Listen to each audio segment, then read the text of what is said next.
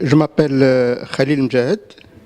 Je suis professeur ici à l'Université Mohamed VI Polytechnique, donc spécialement au niveau de l'unité ferme expérimentale. D'abord, je veux bienvenue au niveau de laboratoire. Alors, ce laboratoire de sol, plante, eau, des outils d'aide à la décision concernant la qualité de sol et concernant les recommandations en fertilisant. Donc, le laboratoire, quoi qu'il soit au Maroc, ça fait partie de la ferme expérimentale. Et d'ailleurs, il y aura d'autres fermes expérimentales qui seront développées au niveau d'autres pays africains. Nous avons déjà commencé avec la Côte d'Ivoire. Et je crois l'essentiel, c'est que ces outils vont servir pour développer des formules d'engrais qui sont destinées à certaines spéculations au niveau d'une zone donnée. Ça, on travaille en partenariat avec OCP Africa, parce qu'ils ont donc des collègues partout au niveau de l'Afrique. Et il y a ces démonstrations, mais aussi il y aura donc des recherches pour voir un peu, surtout, question de la fertilité du sol, pour qu'on puisse un peu déterminer le niveau de fertilité et faire des recommandations qui sont taillées sur certaines situations. Et je crois que la question de la fertilisation pour l'Afrique se pose avec acuité. Et pourquoi? Parce que les quantités appliquées par hectare restent très très faibles. Et en moyenne, c'est 14 kg par hectare.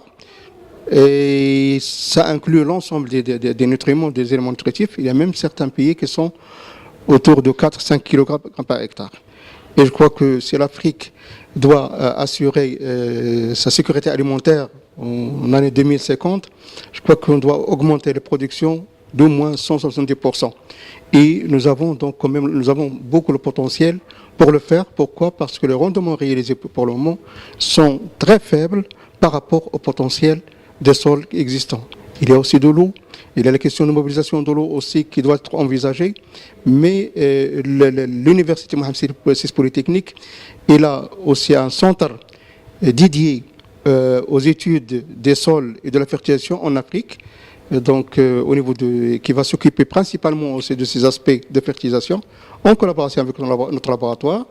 Et on est en cours donc de développer un laboratoire de la chimie sèche, c'est-à-dire au lieu d'utiliser des réactifs, des extractifs, des mélanges, une agitation et extraire les éléments, il y aura donc un laboratoire spécialement dédié pour analyser l'échantillon en état sec. Ça permettra de faire plus d'analyses, surtout pour générer donc beaucoup d'analyses et faire des cartes de fertilité, dont l'objectif bien sûr d'encourager et de donner donc des outils nécessaires aux gens qui s'occupent de développement et donc aux agents donc de valorisation afin de relever un peu le niveau de la fertilisation. Bien sûr, il y avait beaucoup de tentatives gouvernementales, même par exemple à partir de Abuja, où il y avait donc beaucoup de décideurs politiques africains ont dit qu'ils vont par exemple augmenter l'application des engrais à 50. Et il y a beaucoup de choses qui sont en train de se faire. Il y a beaucoup de pays qui commencent à utiliser. Le cas d'Éthiopie, c'est un excellent exemple. D'autres pays vont suivre. Mais je crois que nous sommes sur la bonne voie. Mais il faut quand même la volonté, l'implication de tout le monde et pour avancer un peu et augmenter le rendement. Un laboratoire d'abord qui peut faire l'ensemble des analyses en relation qui sont des sols, des plantes, des eaux.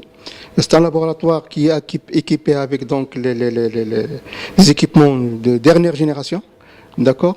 Et c'est un laboratoire qui a plusieurs objectifs, qui est un support aussi pour la recherche, pour l'éducation, mais aussi un support qui fait des prestations pour les agriculteurs et pour accompagner un peu les gens qui sont impliqués dans le développement. Et donc, comme nous avons des étudiants, nous avons donc des équipements, nous avons aussi des ressources humaines qui sont hautement qualifiées et nous avons aussi un support en dehors de ça, une ferme expérimentale de 100 hectares, une pépinière fonctionnelle avec tout ce qu'il faut pour production des plants, d'accord. Et bien sûr, donc, c'est un support aussi, un laboratoire aussi qui a des programmes de recherche qui sont ciblés, dont le principal objectif, c'est la valorisation des ressources naturelles, c'est la contribution de l'alléviation de la dégradation des sols, que ce soit dans les sols dégradés du point de vue fertilité, parce qu'en Afrique, on estime presque 8 millions de tonnes des éléments nutritifs qui sont exportés mais qui ne sont pas compensés. Pourquoi? Parce qu'on exporte plus de la parcelle qu'on apporte. C'est pour cela que les sols sont en train de s'appauvrir. Il y a un sol donc qui s'appauvrit, la matière organique qui diminue, il devient vulnérable donc à la salinisation, il devient vulnérable surtout à l'érosion et bien sûr donc la productivité qui va diminuer. Et on ne peut pas continuer à faire cette agriculture minière, donc seulement donc rester lié à ce que peut faire le sol si on veut quand même faire un changement, redresser le rendement et contribuer à la sécurité alimentaire de notre continent.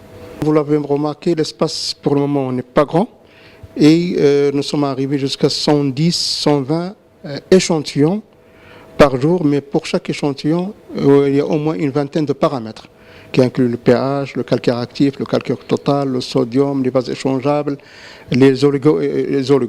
Mais bientôt, nous allons déménager dans notre futur centre de recherche qui a plus de 1700 mètres carrés et donc on aura plus d'espace. Bien sûr, il y aura d'autres laboratoires et par la même occasion, nous aurons même un centre africain qui sera dédié à la nutrition minérale.